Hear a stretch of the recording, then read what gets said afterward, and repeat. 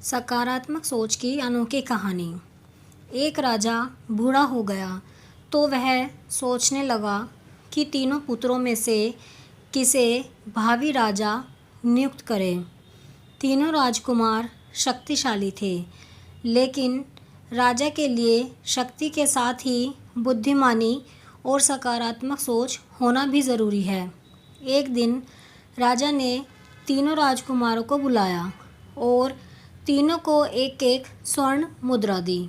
राजा ने कहा कि इस एक स्वर्ण मुद्रा से ऐसी चीज़ें लेकर आओ जिससे तुम्हारा कमरा पूरा भर जाए। दो राजकुमारों ने कहा कि एक स्वर्ण मुद्रा में ऐसी कोई चीज़ नहीं आ सकती है जिससे कमरा भर सके। लेकिन राजा ने कहा कि आपको इसी मुद्रा में से काम करना है। तीनों राजकुमारों की संगत अलग अलग थी। दो राजकुमार बुरे लोगों के चक्कर में फंसे हुए थे, इसलिए उनकी सोच नकारात्मक थी, जबकि एक राजकुमार ज्ञानी लोगों के साथ रहता था, इसलिए वह सकारात्मक सोच के साथ रहता था। एक राजकुमार ने अपनी मुद्रा से कचरा खरीदा और कमरे में भर दिया।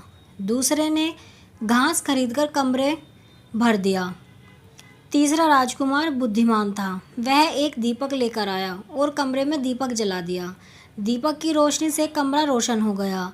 इसके बाद उसने कमरे में वाद्य यंत्र बजे तो रोशनी और संगत से कमरे का वातावरण बहुत ही पवित्र और सकारात्मक हो गया।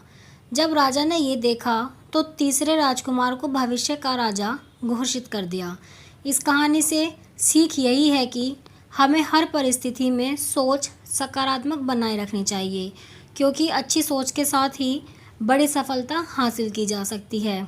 किसी भी काम की शुरुआत सकारात्मक सोच के साथ करेंगे तो काम आसानी से पूरा हो सकता है। आप कमेंट में ज़रूर बताएं कि आपको ये कहानी कैसी लगी है, आपके क्या विचार हैं इसके बारे में। अगर आपको कहानी पसंद आई है तो वीडियो को लाइक करें, शेयर करें और चैनल को सब्सक्राइब करें ऐसी ही कहानियों के लिए।